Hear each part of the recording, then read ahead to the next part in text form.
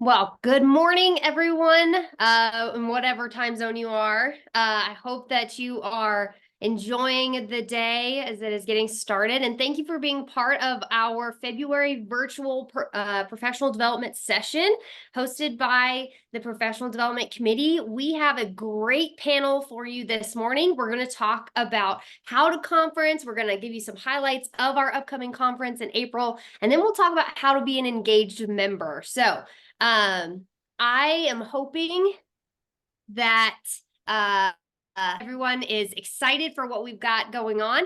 I do encourage you, if you have questions, we have a set of pre-existing questions for our panel, but if you've got some questions that maybe you would like to ask our panel later on, we're hoping to write up something and send it out to the membership later on. So I encourage you to put those in the chat. I'll be gathering those up for us and gathering and facilitating. So my name is Dr. Lacey Roberts Hill. I am the AIAEE Professional Development Committee Chair. I will be your facilitator today, but you are here to listen to four wonderful people. So we have Sarah Bush, the Conference Planning Chair for AIAEE this year. We have Garrett Brogan, who is a student rep for AIAEE this year. We have Mary Rodriguez, who is a past president of AIAEE, and Jack Elliott, who is also a past president of AIAE. So we've got some great experts and some just wonderful people. And we're going to kick it off by letting Sarah and Garrett give you some highlights on our conference that's happening in April. Okay, so welcome everybody, and we are very excited to welcome you all to what will hopefully be sunny Florida in April. We are excited for everything that we kind of have planned. There's some new things at the conference this year that I think are going to be really exciting, including a service opportunity for students that Garrett's going to talk about. But probably the biggest difference this conference compared to previous conferences before is the addition of Ideas at Work as being a major session that will be running simultaneously with scholarly abstracts, which really is going to make this conference a great experience for those that are looking for how they can stay involved or how those are already engaged in agricultural development globally outside of academia. While also, I think, providing some opportunities to some of our master's or PhD students that are currently studying, but may or may not be sure whether or not academia is the right track for them. So that's going to be really exciting. Things to kind of note about the conference, and I'm happy to answer any other questions you guys might have about it. Many of you may or may not have noticed, we are right now full at the hotel. Our hotel block is full. I am told we have already increased it twice, which is a great problem to have, but we are going to have many more attendees than we have ever had at a conference before. I am told that if you call, that they will still book you a room. And I am currently still working with the hotel to see if there are any additional rooms that we can kind of muster out of our contract. But we're really unsure of what that's going to look like for that piece. So if you have not booked yet, stay tuned. We hopefully will have more information on what that looks like in the next week or so. There are quite a few hotels in the area that are literally right across the street or next door that do have room availability, but the hotel that we are at is brand new. It just, they actually cut their ribbons last year while we were in Guelph at AIAE. So it is an overwhelmingly popular destination for individuals who are visiting Disney's themes parks. So that's going to be a little piece of kind of what that looks like. So stay tuned for more information on hotels. I will be releasing that in the next week or so. And there are lots of rooms available at a lot of other hotels, so don't be stressed if you don't have one right at this moment. We will hopefully have more information out about that now, but that's just kind of a little update there. And Garrett, I'll let you talk a little bit about what student experiences might look like at the conference.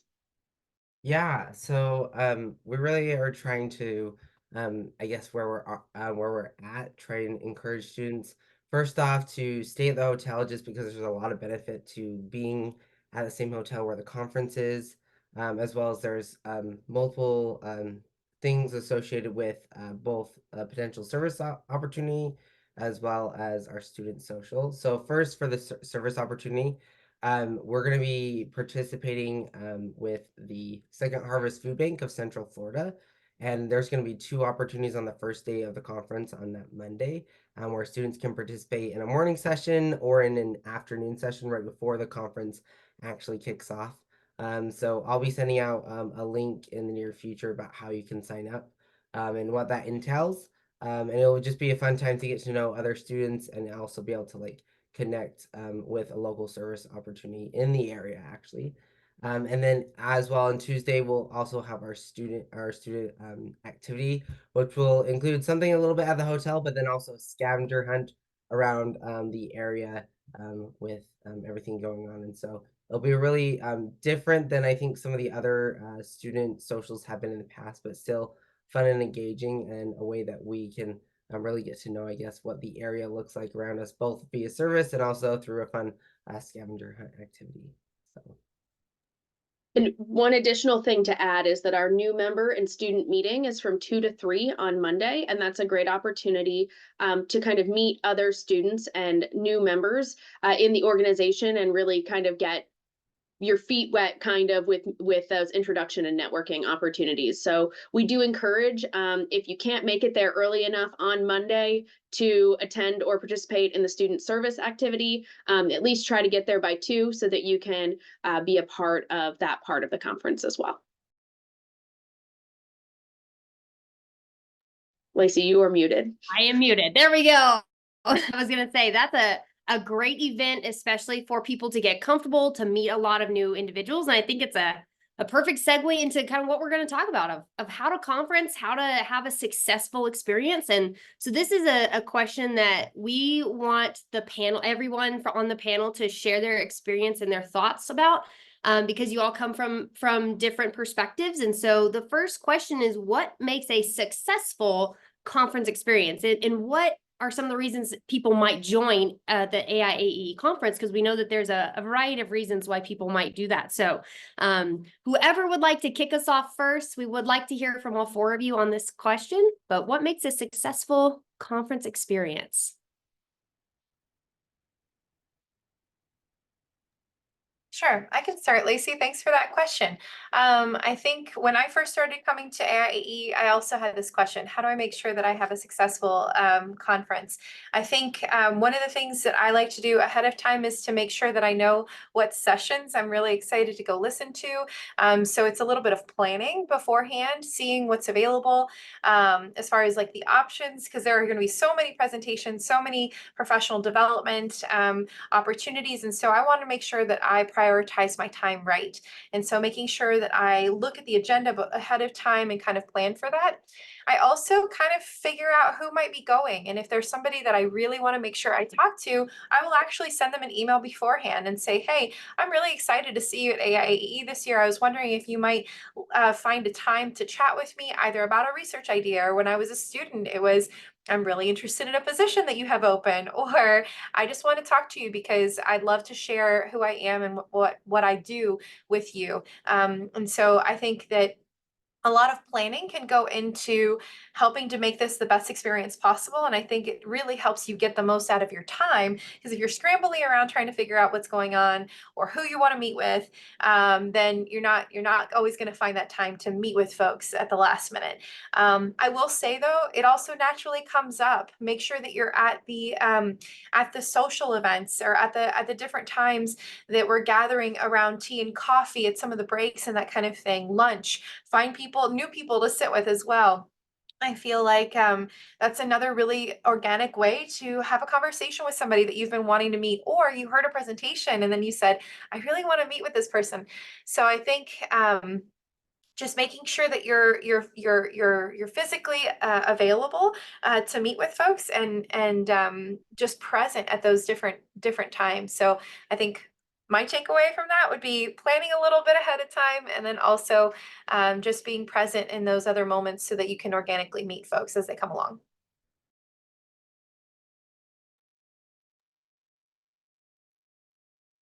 Lacey, may I say a few things about that?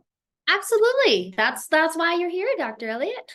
Okay. I'm going to use 2 examples. A week and a half ago, I was doing some work down with the University of the Virgin Islands and the Dean in the College of Ag.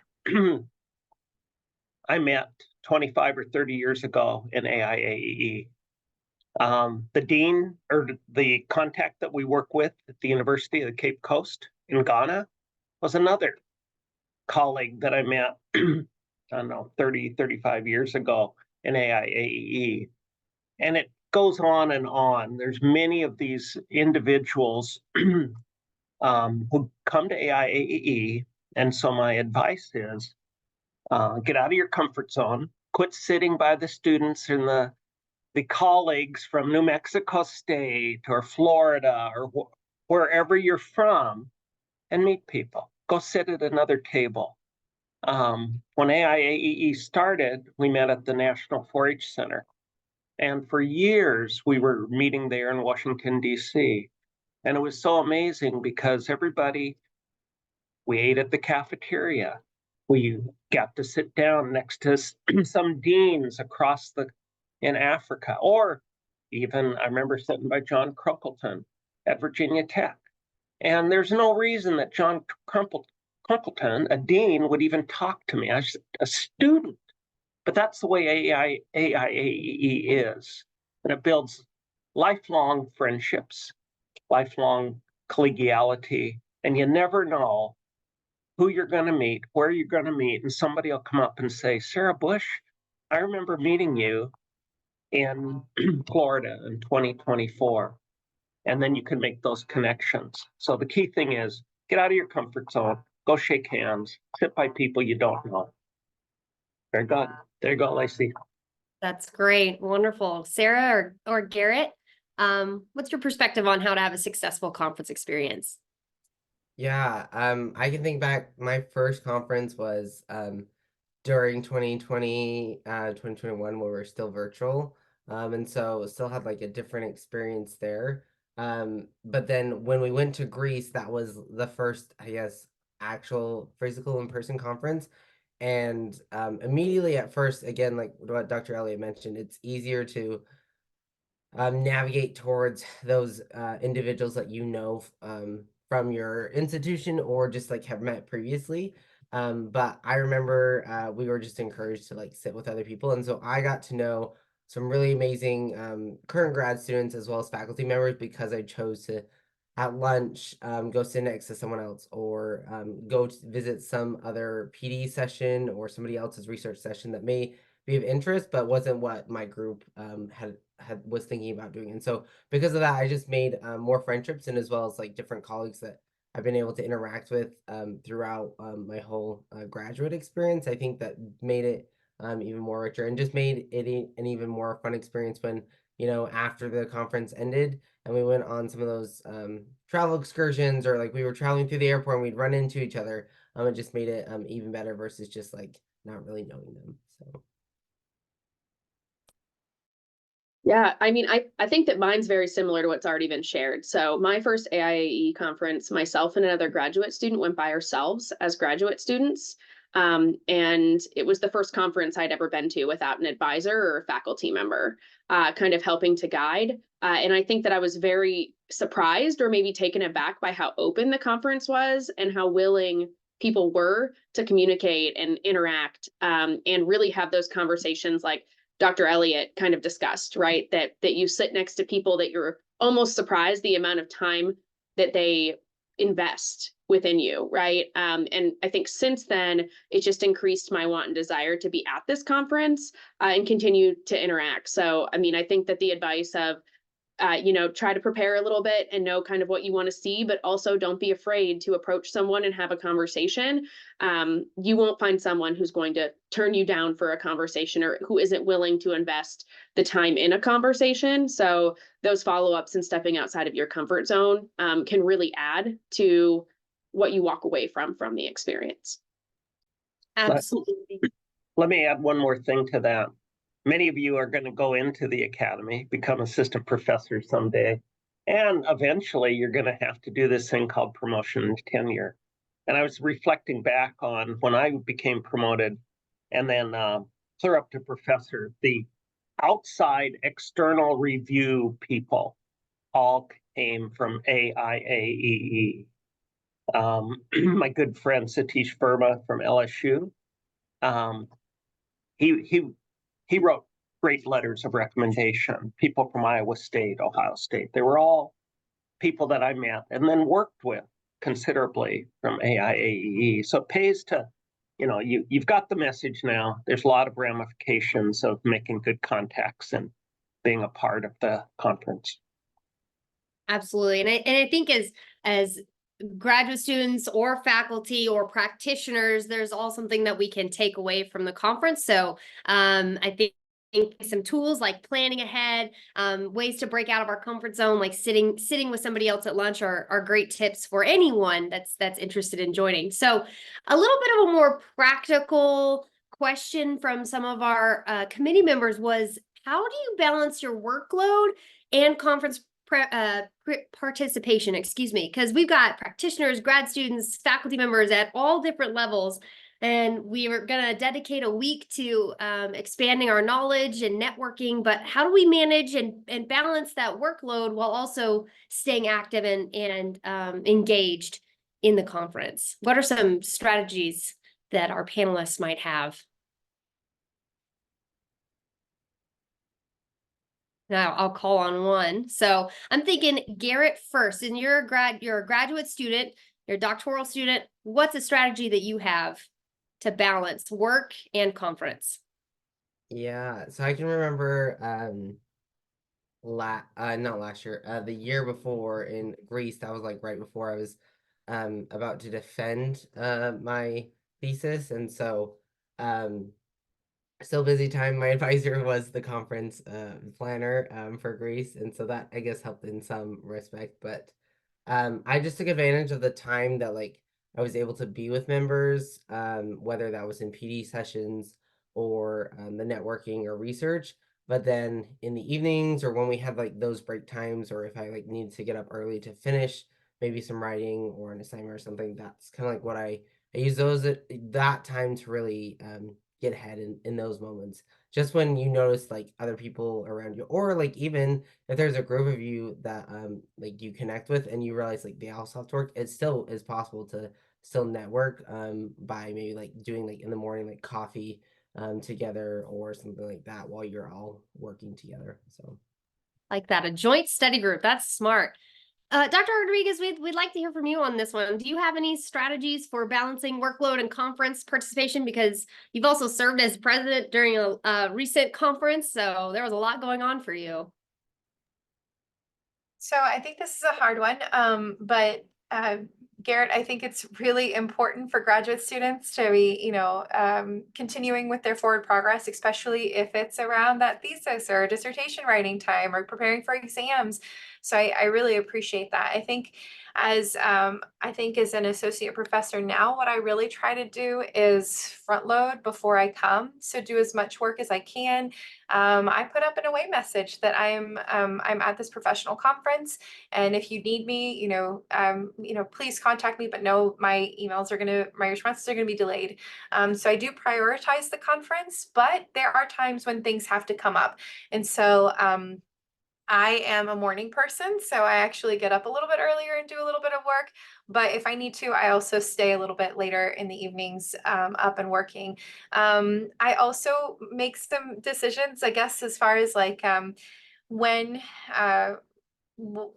how much time I spend networking, and then also how much time I need to spend for some of those pressing issues. Grant deadlines don't stop because I went to a conference, or student papers that need to be graded or reviewed, whatever the case might be, they don't stop. And so I do find time to do that. Usually, like Garrett said, on breaks, there will be like, I'll say, okay, well, I'm going to make sure, like I said, to plan. I'm going to plan for networking during this break, but during another break, I'm going to work on this other thing. And so that helps me to kind of navigate. But I do try as often as possible to make sure that the things that are cognitively heavy, the things that really require my brain energy, that I'm doing that at my best time. And so whether that's first thing in the morning or later on in the evening, and then I can catch up on emails and other things just throughout the day as I'm able to. I think it's just kind of a knowing yourself and figuring that out. But I do front load quite a bit so that I can really be as engaged as possible during the conference. Absolutely. Wonderful tips. So I'm going to bridge us into our next of how to be an engaged member, but Dr. Elliott and Dr. Bush, we would kind of like to know, we've talked about building relationships, how important networking is in the conference, at whatever stage you are. How do we sustain these relationships and help to retain members overall? What's some thoughts that you have on how do we take this the next step after conference is wrapped? I'll call on Dr. Bush. Great. Yeah. I think as far as engagement goes, it's knowing how to step in and become engaged at a lower level in order to kind of build what that looks like. So, I mean, as much as I would say, send an email to somebody that you met with afterwards if you want to keep up a relationship. Don't be afraid to continue that networking and that connection. I think when it comes to membership, the number one thing that you can do is join a committee. A lot of our committees require very little workload. I mean, even professional development is probably our committee that meets the most often. And Lacey, you guys still meet once a month, once every other month. So in order to kind of be engaged in that way to support your organization, it's not a heavy lift and is really a great experience to learn a little bit more about what the inner workings on the other side are. And we have many committees. So at the conference, I highly encourage those of you who are in attendance to not skip out on those committee meetings, but choose a committee and go. It doesn't mean you need to select to be on that committee long term, but it does mean that you're learning about serving your organization. We also are a organization where students are full members and voting members. We do not have a distinction between one or the other. So stay actively engaged and go to the business meetings, participate in business meetings. You will be voting and as a part of that. And it's a great way to learn more about what's going on the other side before you select whether or not you want to become engaged at a higher level. But things like this, virtual PDs that exist, keeping up, like I said, networks or relationships. Most people are very open to scheduling meetings outside of conference times, send an email. Those types of things really do go a long way. But I think the easiest way to become engaged and learn more about being engaged in conferences is by committee participation. Absolutely. Dr. Elliott, anything you want to share on how we might sustain relationships that are made at conference and how it could ultimately lead to some retention of members? What a great panel you've assembled. I think the others have done a real good job with that. But I'll give you an example of what happened with me a long time ago. I'm older than everybody on the call. I don't know if you noticed that. When I'm at AIAEE, they always say, who's been here at the longest? It's always me. But there's a good lesson here. Back in about the early 90s, I was at the AIAEE conference in Crystal City, Maryland, or Virginia, and there's a lot of discussion about the journal. And I was a strong believer we should have a journal. And I kind of looked around, and so this gets to the second point: observe. One of the things that I'm not going to go to the conference this year because my 11-year-old granddaughter's having a Sherlock Holmes birthday party. Sherlock Holmes theme, and part of the Sherlock Holmes genre is to observe. So when you're there, observe. And so I was watching the membership when they were talking about a journal, and I looked over, I saw Satish Verma from LSU, and I looked over and I saw Bill Siders from the University of Illinois, and they were both kind of, you could tell they were thinking about it and they were for it. And there were a lot of folks, some of the senior members, that said, it's going to break the bank. It's not anything we want to do, those kind of things. So at the break, I went over to saw Satish and Bill. I said, what do you guys think? And they said, we got to get one. So we formed kind of a lifelong partnership. We wrote a white paper right then and there. We submitted it to the membership. And the next thing you know, the year later, after the board approved it, I became the first journal editor.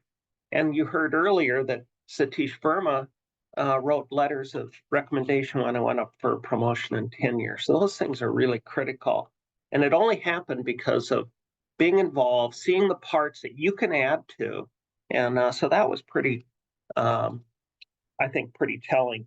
The second part that I want to say is this.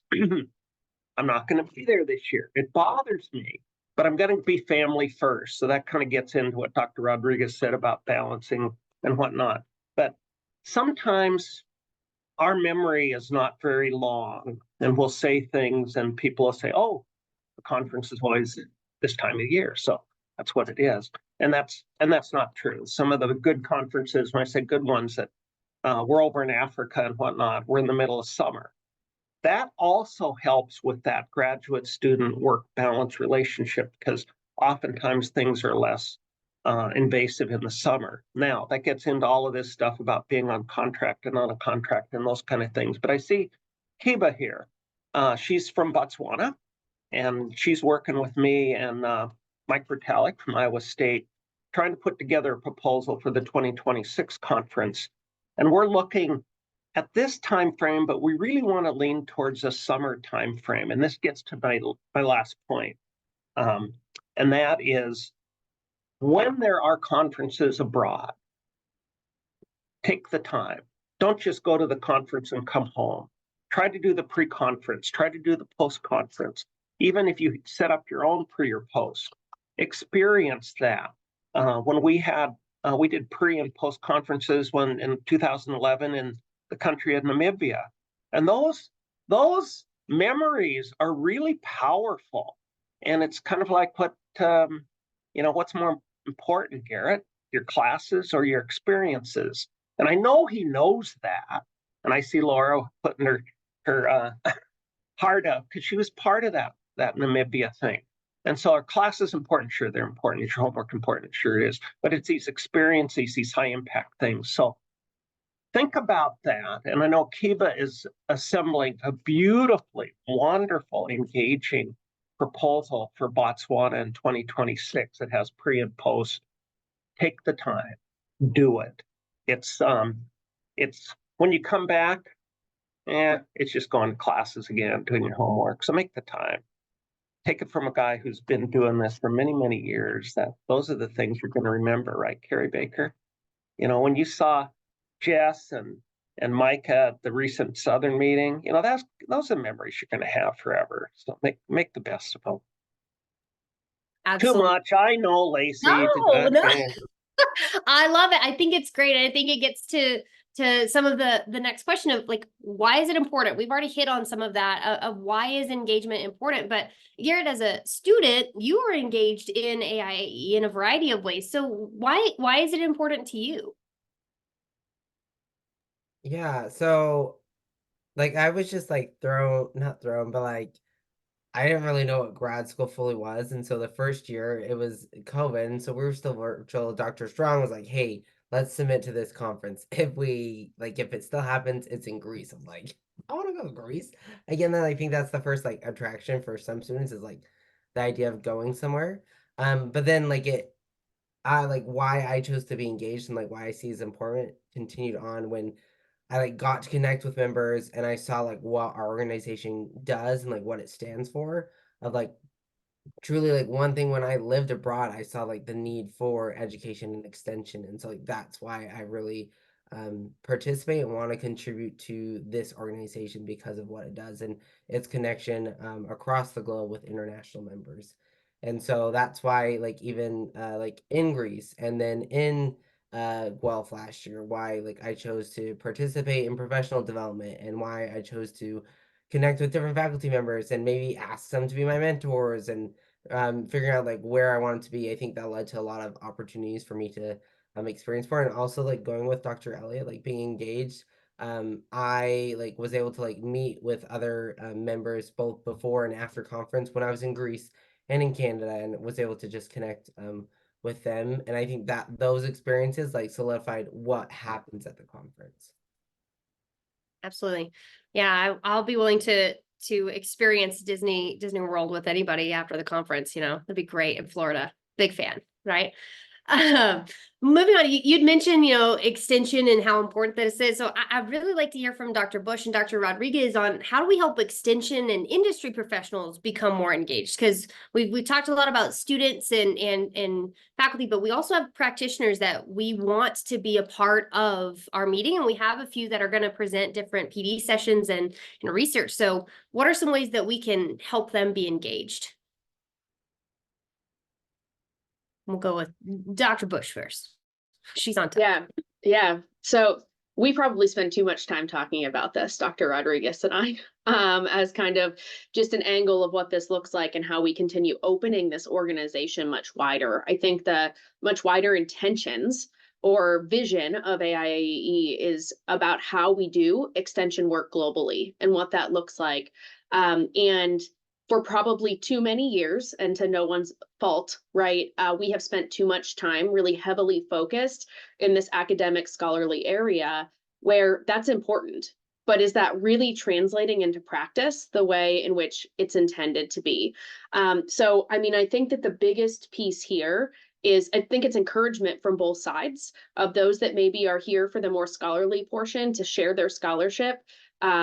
You're about to get a little bit of a Bushism, as some of my graduate students refer to these, but it's this whole piece of there's that saying that nobody remembers what you say, but they'll remember how you made them feel. I think conference is kind of the same thing. Nobody remembers the research that you present, but they remember the conversations and the practicality of where that kind of went afterwards, right? So I think for industry or extension professionals, engage in a way in which you're pushing scholars to think about the practicality of what they're sharing, and scholars be open to thinking about how it translates, and you can partner and work with those outside of academia to do better work. Because we can always be continuing to extend our reach, and we can always be continuing to push kind of what that practicality piece looks. So again, I think ask questions, engage. I do think that the ideas at work is going to help increase some of the practicality of things that are being shared at the conference this year. And it's going to be a new thought or a new way of thinking about that. But I really encourage, as somebody in academia, I really encourage those in extension or industry, ask the hard questions. What does this mean? How does this translate into the work that we're doing? Because we could all do a better job of thinking about that in a way that helps to advance over just pushing out scholarship.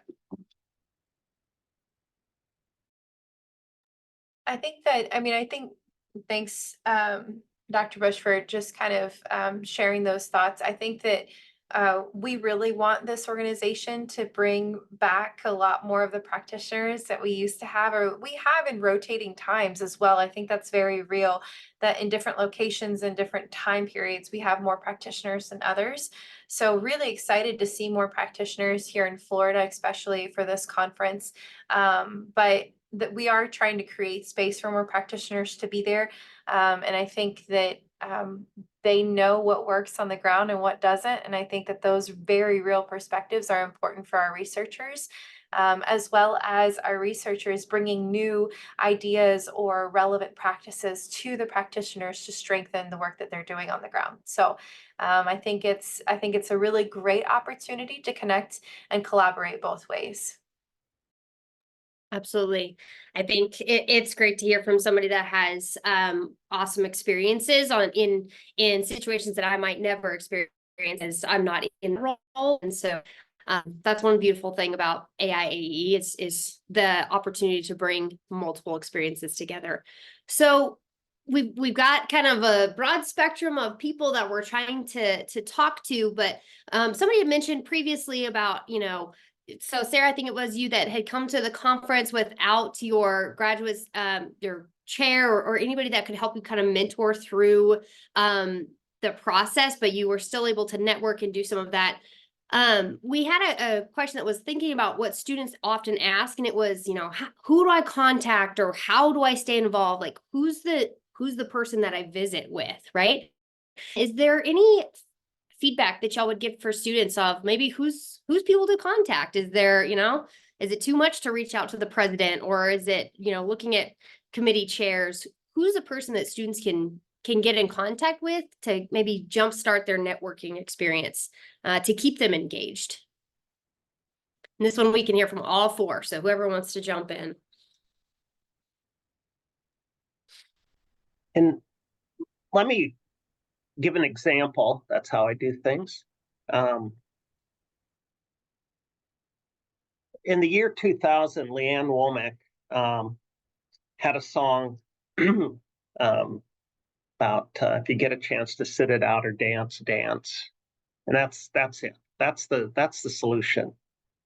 Meaning, when you're there, if you're in 2002 in the Durban conference in South Africa, and we're going to a cultural event, and they say, "Hey, who wants to go dance with the Zulus?" Go down and dance with the Zulus. And what that does is people then start seeing that you're engaged. They're gonna, and I see Teresa Murphy, she was right there when I danced. I could hardly lift my leg. They were lifting their leg way up high. Men went up about, 2 feet or something. Anyway, the point is people see you then. They see that you want to be involved. You want to be part of this great network of AIAEE. And then a lot of that stuff will happen organically, if you will. Because so many people won't, they want to see and they want to be part of people that are going to be engaged. And so those kind of things are important. So then it just becomes simple communication and networking, and it's so much easier today than it was back in 2002, right, Dr. Murphy, when we were we barely had email back then and cell phones and stuff. So it's a lot easier, and you can just touch bases. Just this last week, I contacted a lot of people that came out of those conferences just to get the information, see if they want to partner in something. So it's about you putting yourself out there, being a little bit vulnerable, and then working with the people who want to work with you. So when you get a chance to sit it out or dance, you better dance. There you go. Love it. Who else, who you might contact? What's maybe some strategies y'all have? Yeah, I think that that's an interesting question, because I don't think that there's a straightforward response. I think it's, what are you trying to accomplish through that? If you're looking of how do you get engaged in the organization by participating in some way in the blanking on words right now, but something like a committee or something, then yes, reach out to the president or reach out to the chair of whichever committee you're interested in getting involved in. But if you're looking for somebody who can support or provide mentorship, I think you have to think about who that person is for you, have some conversations that maybe are just testing the waters about what they kind of do or what it is that you're seeking. And mentorship takes a lot of different levels. We have mentors who are the person that guide our academics. We have mentors who are people that we look at and they're who we want to emulate from the way in which we carry ourselves, right? We have mentors when it comes to what we want our careers to look like in the long term. And it doesn't have to be one person or another scaffold it, but try to have some of those conversations, and then a follow-up email won't feel as weird when you say, hey, I was just wondering if we could just talk, right? Like, most people are going to say, yes, let's schedule a time. It may take a little bit of time, but I think it's also being intentional about that. Mary or Dr. Rodriguez or Dr. Elliott, I don't know if you guys have anything to add to this, but I think that as someone who's a current conference planning chair, has been involved in different ways, I'd feel very different about an email that said, hey, you're the conference planning chair, can I get some mentorship? Compared to something that says, hey, you do this thing, I'd like to know about it, right? Can we talk about it? And I think past presidents would probably say the same thing, right? It's not just, you're the president, can we chat? It's more, this is the reason in which I want to engage for you. So I would encourage everyone on here who's thinking about that to spend some intentional time thinking about what mentorship means to you, maybe what's missing from your mentorship, and maybe how you can find someone who can guide that. And if you are a student here and you don't currently have a mentor outside of your own university, I highly, highly, highly encourage you to seek that mentorship, because those are the people who will guide you and provide very, very different viewpoints that maybe you're not thinking about, or will challenge you in a way that's different than what your program currently is. And I know Garrett has done that as well, but I think that it's just important to really think about what it is that you're trying to get out of that communication, because it will increase your success and the investment that someone has in you. Yeah, so lastly, just kind of going off that, I think also for graduate students is if you just find young faculty members or people that you may have recognized before that were students that like are in an older role that have been associated with AIAE for a while. I think that's easier maybe than like going up to someone, Dr. Elliott may be scary at times. Like he's like been in this organization for years, and so you may be more nervous approaching him. So maybe like someone. So I approached, I knew Lacey and then I knew Shannon, and so I approached both of them, both in my first two conferences, and I think that just because I like kind of knew them before, it made it an easier approach as well. Lacey, did you hear Garrett just called me old? Did you hear that? He said it, I didn't. I'm just, Yeah, you yeah. Vintage, as we Vintage. refer to it here, vintage. There we go. Dr. Rodriguez, do you have anything else that you'd like to add? I love that we've talked about intentionality and mentorship, but anything from your perspective? I think just kind of extending the opportunity, I think that people, when they come to this conference, folks want to learn from each other. They want to learn from you about your research. They want to see who you are, what's going on. And so even if, like Garrett said, you might find somebody a little bit perhaps intimidating to come talk to all of us. We're all really, really excited, especially folks on the leadership teams. We really have a passion for this organization. Not that folks that aren't on the leadership teams don't, they absolutely do. And a lot of us who have been around for a while have served in multiple capacities for the organization because we care so much about it. And so find folks, approach us, talk to us, come and engage with people. And I will say that this also goes to our early career faculty as well. I have found some incredible mentors through this organization. And so I encourage our new members to also seek out folks that have been around for a while, because we can provide a different point of view on how to advocate for yourself for tenure and promotion in different ways. So I think just always be thoughtful about what you would like out of that engagement, and also just be open to see what that engagement brings you to. So yeah, I think those are all my comments, but I think everyone's really, really hit it today. It's been great.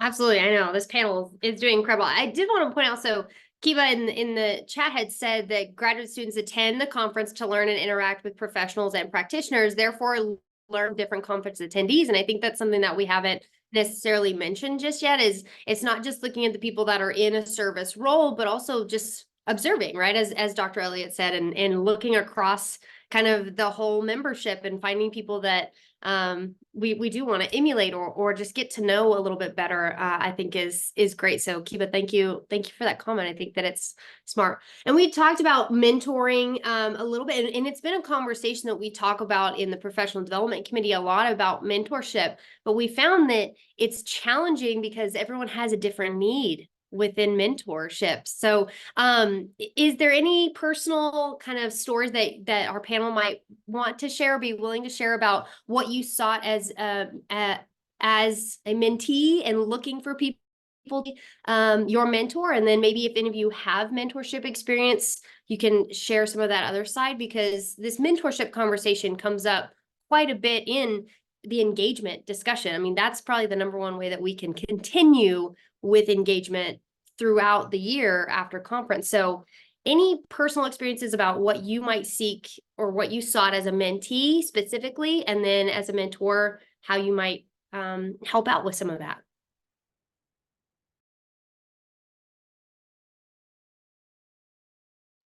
I can start. So I'm just thinking like from a mentee perspective. Sorry, I was like asked recently like to include that, and I was like, which role is mentee?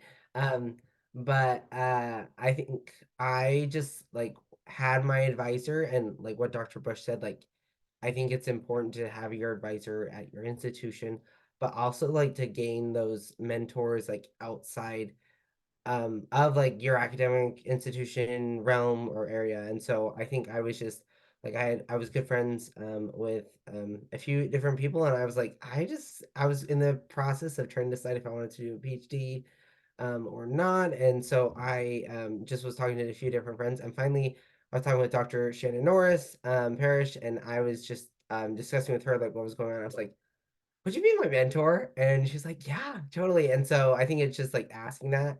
And from then, like we've been able to continue to be connected. And I've just like had conversations with her, and then she's had conversations with me. And usually we just like have a, every like couple of months, like check in to see what's going on. And I think it was an engagement because we were naturally having those conversations. And then I was like, it makes sense to like actually, I think, like define that relationship. And so like I can like be more proactive of asking advice from her, and then she can be more proactive of like giving advice when like, hey Garrett, you should really do this. It's great. Dr. Rodriguez, any thoughts on maybe when you were in a mentee spot, and then if you have moved into a mentor spot, seeing both sides? I think it's really important to know that mentors can bring you different things. And so I have multiple mentors for multiple reasons. I have mentors for seeking support through the tenure promotion process. I have mentors to help me think about my grantsmanship and the work that I want to be doing. I also have mentors that help me navigate some of that life and work balance. So I find that AIE can be a really great spot to identify a mentor outside of your like usual place of work, that can bring you a different perspective, that can just help you think things through a little bit better. So as a mentee, I have looked to Dr. Kim Dooley for mentorship, Dr. Christina Haynes, and Dr. Alexa Lamb for mentorship in different ways. Obviously, Dr. Grady Roberts, who was my PhD supervisor, but also has been a lifelong mentor. So I, will often approach folks from different universities, and I still seek mentorship for different things, and rely on people that know me well in the profession, like Dr. Harder, to just really help me navigate some of the nuances that I just continue to need mentorship for, because we don't really ever grow out of the need to have conversations with people. So I am still a mentee as well as a mentor in that sense. Yeah, I want to kind of add this whole piece too of thinking about mentorship outside of the formality of it as well. I think sometimes we intentionally have people who we would formally list as mentors, but then I think we also have people that in a moment serve to provide advice. And you don't have to take every piece of advice that is given to you, but listen to everything that's shared as you try to figure out what that means for you. And I think of many experiences that I've had at this conference. I even think about Lacey, me, you, and Shannon Norris walking along, tasting fruits in the middle of Trinidad without, any expectation of it. And the two of you were like, so tell us about being a professor, year one, should we do this? Right. And it was like, there was a lot of questions about what it's like to be a young woman in this piece as to whether or not you did or didn't want to pursue a tenure track. And I don't think anyone intended for that to turn into what it did out of just a conversation. But then those relationships evolve, because I feel like now when I see you, I seek answers for you from things, or we've developed a peer network where we hold each other accountable for being like, maybe time to step down from a service role, right? Like, what is this looking like? And we're not afraid to kind of hold each other accountable in those ways. So, but I don't know that you need to set up a formal meeting with everyone. I think it's okay to also just seek advice and guidance. And if it turns into a formal relationship, that's great. And if it doesn't, that's okay too, right? And that sometimes we need a multitude of experiences in order to really figure out what that means for us, because every piece is going to have a different piece. So I would just encourage everyone to ask questions. That's what I do. I learn from people who I consider mentees the same way that I learn from my mentors, right? Because I think that if we're open to having discussions and listening, that additive level of knowledge comes from everywhere. Love it. Yeah, there's a chance for mentorship in every coffee break and every social network event at the conference. It doesn't necessarily mean that that has to continue on, but it can. I think that's the beauty of some of those organic relationships. So in our last bit of time, there was a question because you've all served in various roles and we're talking about how to be an engaged member. And some people may have questions of what does that look like? You know, we talked briefly about some of the time commitment. Sarah, you had talked about how it is to be on a committee, but we would like for each of you to share your perspectives on the time commitment and maybe some recommendations for the various roles. So if people are going to serve on the leadership team, if people are going to serve in a chair capacity or just serve on the committee, what are some advice that you can probably provide to our membership to let them know and get some insight into if they're thinking about becoming engaged? Here's some kind of, I guess, information for you so people can make informed decisions. So we want to hear from everyone. We'll start with Dr. Elliott. Thinking about some of your roles, what is some of the time commitment and recommendations that you have for people that might be interested? The the world that we face today is very different than we did, 2 or 3 decades ago. We have all this electronic email, we've got the cloud, we have all these things, and it just seems like we get busier and busier and busier. And so if you're going to be being in a committee, the whole time commitment isn't too bad, but make it a priority. That's kind of the key on all of this. Once you get into the officer lineup, oh my goodness, you really need to make it a priority, because I have seen in the past there's really 2 kinds of officers. Those that are conference officers, meaning they're there in the conference and then you don't hear from them for the next year until the next conference. And then there's those like what we're doing today, where there's meetings, there's activities between the conferences. And those are the kind of folk that have really figured out time management. I've really figured out that this is a priority. This is a time in my life that I'm going to devote myself to the organization. And so what does that mean?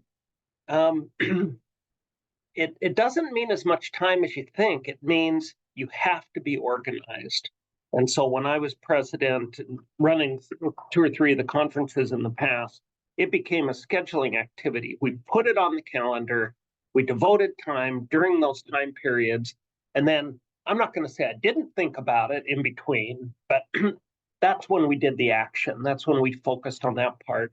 And so it becomes that if you don't do it, if you don't schedule it, you don't have those kind of organizational skills, then it hangs over you, kind of like this elephant in the background. It's always in the room and it's always kind of there pounding on you. And there's too much in the life of a faculty person to have that happen. You'll get sick. It isn't going to be healthy.